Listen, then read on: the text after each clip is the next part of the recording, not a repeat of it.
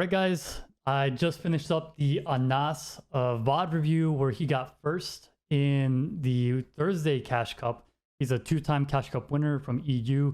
Insane up-and-coming player. If you do nothing else with the Vod review and his highlights, please follow him. This is his YouTube. Type in Anas, A-N-A-S, Fortnite. Definitely deserves a lot more followers. This is his highlights video. I definitely recommend that you watch it. You can take a lot away from that alone. But yeah, for this YouTube video or for this VOD review, we did something different. We used a Google Drive video. So before, like in my other highlights videos, we do hyperlinks. You can't really do this with this particular VOD review. So we did timestamps instead. So bear with me as we get a little bit, you know, ghetto or like a little bit like old school with it, right? We just have to resort to like clicking around the VOD with timestamps. So do expect that.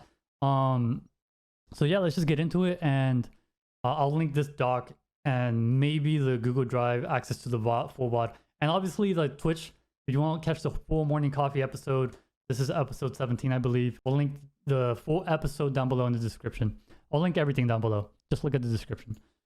All right, so I'm going to move this to my other monitor and we're going to get started with all the highlights. First thing I want to mention here at 440, the AK got introduced via the side upgrade mechanic. My big question for this week, for this Wednesday and Thursday, was, are pros going to adopt it? We saw Wavy Jacobs yesterday try it out. He thought it was hot ass, right? He didn't like it because it's not a great spray weapon. But with Anas, we actually had him in the chat. He actually answered it for us, right? So he prefers to run AUG over AK over AR after trying it out a little bit. After trying out the AK a little bit, this is his preferred combination. So he left Misty, he lands Misty, small side, every material count that you can possibly want. And because he wanted to try it out, you know, he walks out of here with an AK. Reason why the AK is so nice is we see here at 743, right around here, it opens up the fight with a nice 74 headshot if you can get the, you know, first shot accuracy down on the dude. Then if you have an RPG spaz, you open up with another bit of chip damage. Your opponent's already like freaking out, and this just makes them so much easier to clean up when you have them scared, just like we saw during the Jacob VOD review, Wavy Jacob, right?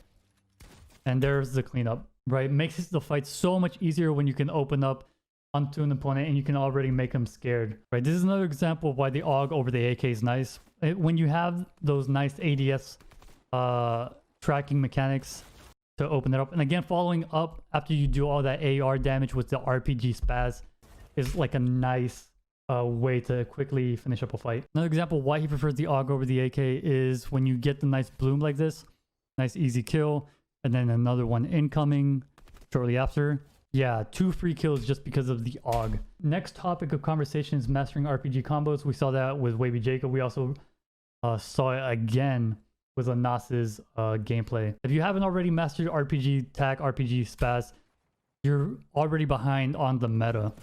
Right, so here we see him again, like putting it down, dropping the opponent down. Opponent was obviously not a good or not a great player. Maybe he wasn't, he was out of mats, but he wasn't building a wall. Again, on the topic of mastering the wall. Oh, this was so good, dude. So here, first thing you have to notice is that he got this wall weak, right? And Anas has mastered getting the RPG into people's builds. He got that wall weak. He sends the rocket there, knowing that there's a backboard for his RPG to connect to. And what he does immediately after is he starts shooting a different wall, right? He starts shooting this wall. And you can even see the result, right? He starts shooting that so that the opponent turbo builds this wall. Then he switches over here to full break this wall. And you can see like this is where the opponent was turbo building because that's where the brick goes, right? So just like little stuff like that, the little simple mind games like that are really big. Another example of mastering getting the RPG into the box is you get the wall weak, you know, do the harpoon, the RPG harpoon combo, and you get it in, right? Good awareness of knowing like the floor edit was open and he could get it in there, right? This is the final 1v1. We saw it with Wavy Jacob, RPG tac. You know, if you have the RPG, you should be doing this combination in the final 1v1. It doesn't matter if the guy has unlimited, infinite creative mats, right? Like you will eventually kill them if you keep doing these combinations, right? And he did the RPG harpoon, getting it in the box again. Playing height. On the topic of playing height, we're going to go to 2105. Here he did a sneaky high take. This is obviously a dead lobby, 13 people on the first moving zone, but he's in the back of the lobby. He's just kind of, you know, cruising around, taking his time, going up in layers, making sure the high guy doesn't beam him. He doesn't even like shoot the high guy, right? He tries to get above him, and he gets nice and sneaky because he didn't shoot him. He exercises a little bit of patience, and then he manages to just like beam the dude, and then he gets free height, right? So sneaky high takes. Oh, this is gonna be a good one for you guys on YouTube. 149, and I can actually like chill and talk throughout this entire end game. So this is a conversation about like how floppers have really gotten bad, right? Because I believe during the course of this end game, Anas had to like fight off like 6 people coming in from the back. It's not even like people in the front being an issue, it's people in the back. And I think it's like top 6 at one point were all in Storm because of how bad the flopper meta has gotten. Like unless you have insane skill and awareness, holding height is gonna be really challenging for anyone. And hats off to Anas for being able to do it. Here comes the first challenger, right? Coming in from the back of Storm, taking height from the back through lay rotates. Here Anas notices that the guy on height actually drops down. There's the guy dropping down. So he manages to retake height. Yeah, hats off to Anas for maintaining his composure throughout this entire endgame. And now he like lays down a couple of RPG pressure. RPGs is really only good for pressuring the front. But when there's someone in the back already like ramping you, here he got RPG from someone in Storm randomly, right? And yeah, there's another guy pressuring him from Storm. And now it's 2 guys build fighting in Storm, right? They're build fighting for height in zone. And then here we're like in top 6 situation. And everyone's in Storm right now. Everyone top 6 is in Storm right now. Everyone. Right? And then the final 1v1 actually happens in Storm. Right, so where's the final 2 dudes? There's one of them. Easy elimination, nice little siphon. Where's the final dude? Oh, he's over there. Right, so this is kind of like a ridiculous, I don't know, it's almost like comedy of where we've gotten to with the flopper meta. Yeah. So the hell was that game, right? That was that game. The flopper meta has really taken the game to like somewhere that I don't think is really healthy. But yeah, we're gonna just keep moving on with the highlights of the Vod review. Now we're gonna talk about Anas's insane aim and fights. So at 3142, he demonstrates some insane tracking. Just like controller aim type of tracking, dude. This is disgusting. And I had to like stop the VOD, like stop the Vod review when I saw this, because I had to like check over here to make sure he wasn't like on console or something, right? Like maybe he's like hybrid, but no, it's all mouse and keyboard. So subscribe to his YouTube channel. Maybe later on he releases an aim routine. Another good example was like so he P90s this guy was like insane hipfire tracking. Yep, and that's like a super free elimination. Super free just because of good tracking abilities. Mid-game kills, 53. Yeah. So this was something that I thought was super smart from him, right? So here the guy jumps down to take the wall. And Anas pre-fires him. Even though the guy took the wall, right? What Anas does is like, that's not my wall. He's going to make an edit. I'm just going to pre-fire him. So that's a nice 88. And quickly follows up with another 80. And then sprays him to death for a nice elimination. I thought that pre-fire was insane. The anticipation of the edit was worth talking about. Yeah. Knowing when it's a good mid-game fight to push. This guy's shield got ripped off with 1 AR tag, which means he probably didn't have minis in his inventory. So that's what makes this a good fight to take mid-game. When you realize that your opponent's easily, like, he has no shield. It's just super easy because he has no shield inventory. it might be like a good opportunity to take the fight. And I'm just gonna move on to the next example, 104. So here he gets a AUG shot on a guy, and the guy's whites, right? So the guy's whites, and instantly in your head you should be going, this guy doesn't have minis or big shields in his inventory. So it might be a good opportunity to push the guy. He might have floppers, who knows?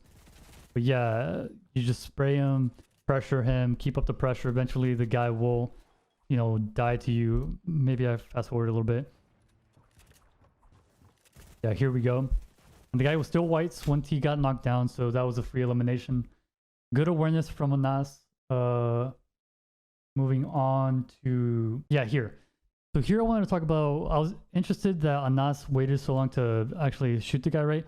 He had eyes on the guy from way back here. He had a sniper in his inventory, and he opts to AUG him once he's close enough instead.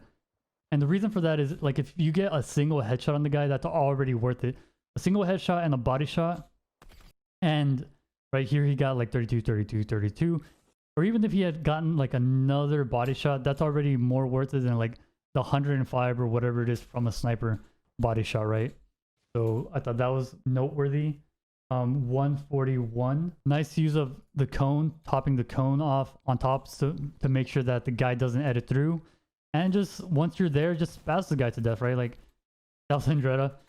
So yeah, whenever you like, don't jump in, right? You have a tack, not spaz, tack. Just tack attack the guy. You'll break through his ramps, whatever he builds, and you'll be able to just get the elimination nice and easy. 231.53. Oh, here we go. So here he was edge, right, in a bush. If you're ever in this situation, this could be like a free elimination for you. Just like edge camp bush, hold people. And this is almost like there's almost zero counter to this, right? Because you hit him for 100 plus, and then you follow up with your RPG 100 hack damage again. That was Nyrox.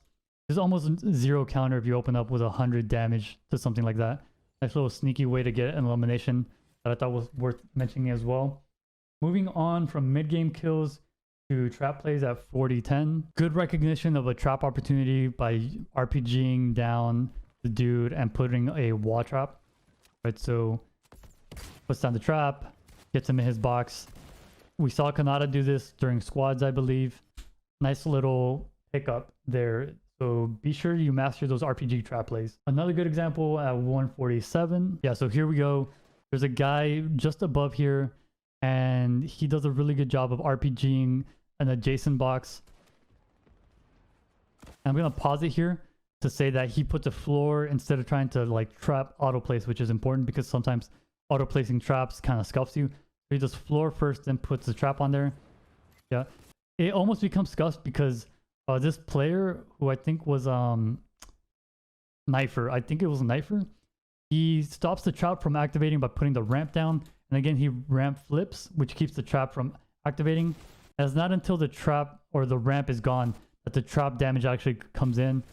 But yeah, that was a good quick thinking by Anas. On the topic of mechanics, 45-26, right? Staying ahead of zone, getting your mechanics, your efficient ramp tunnels, and understanding the grid.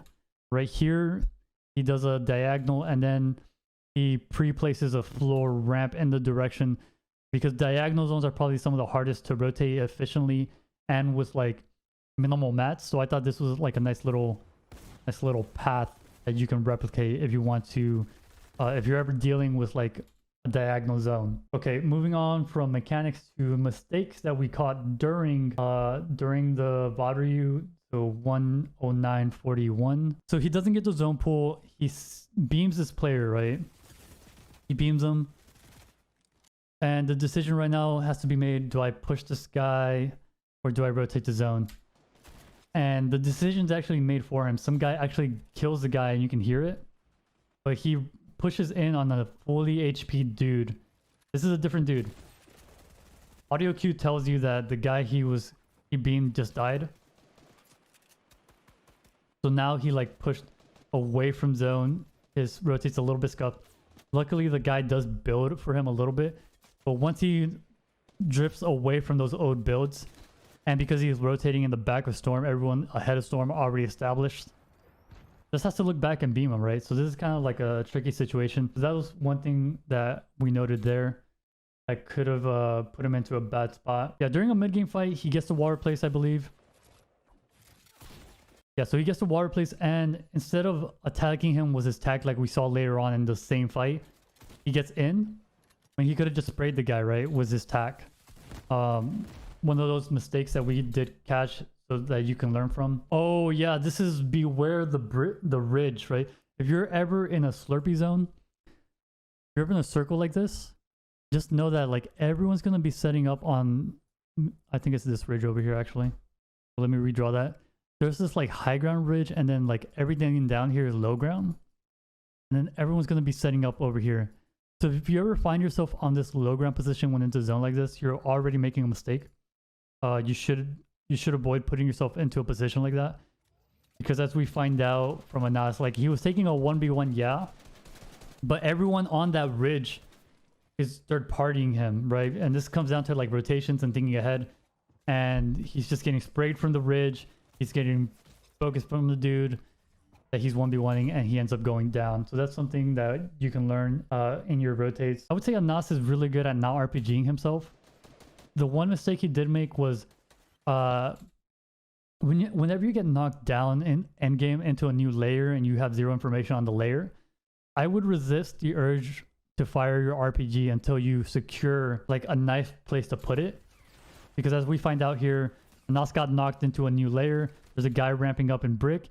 He wants to fire the rocket at the guy in metal who just knocked him down to pressure him down. But there's also like an unfamiliar layer. He fires it, and there's a guy who just built a cone, and Anas ends up going down. So resisting the urge to fire the RPG whenever you get knocked down to a new layer, at least until you have some awareness of what's going on around you. So people who rotate from retail to the slurp truck generally find themselves in this position where they meet up with a lot of other players. So I would avoid making slurp truck an objective if you don't get it off spawn already, right? Don't rotate to find the slurp truck because other people have the same idea in mind. And here you find yourself like in an awkward mid-game fight, right? You're fighting this guy, and then another guy has the same idea. So 3 people have the same idea to get the slurp truck. So you're just third-partied like crazy, right? At that particular slurp truck. So that's the end of mistakes were made. Moving on to general. I saw something on Twitter where like some guy was like complaining because all his 7 out of 10 or something of his drops were like hot drops on his spawn. Guys, you during cash cup formats when it's not like a land setting and hot drops are actually a thing, you should have like a plan B drop, right? Anas, it was a misty hot drop towards the end of his series. He didn't complain. He didn't get psyched out. He just went to his plan B. He ended up dropping retail. Like his drop was misty this entire time, but when it was a hot drop, he went retail. He adapted. Yeah, so moving on to the topic of having a good mental, something really good that Anas did during his Cash Cup series to not tilt and have himself like in a good mental was he would have highlight videos playing on his second monitor during queue, right? So that was something like a good mental health, mental like not tilt takeaway that we took away from Anas. Really good tip if you're if you're struggling with tilt, just pull up like a Venji highlight video from YouTube during your like 3-4 minute queue and just watch it, man. Like it helps get yourself in a good frame of mind. But yeah, that's gonna be the end of the Anas Vod review for you guys. I'll be sure to link everything down below. If you want to catch the full morning coffees, I'll link the Vod down. Follow on Twitch 9 a.m. I slept in today because it's Saturday, man. I'm only human. But yeah, follow Anas on his socials. I'll link that down below. And same player on the come up. And maybe he'll release, like a aiming video in the future. That might be something good to watch out for. But yeah, that's going to be the end of the VOD review, guys. Thank you for watching. And I'll catch you guys tomorrow for High Sky. We're going to be doing High Sky. Got permission from him, so watch out for that. Peace.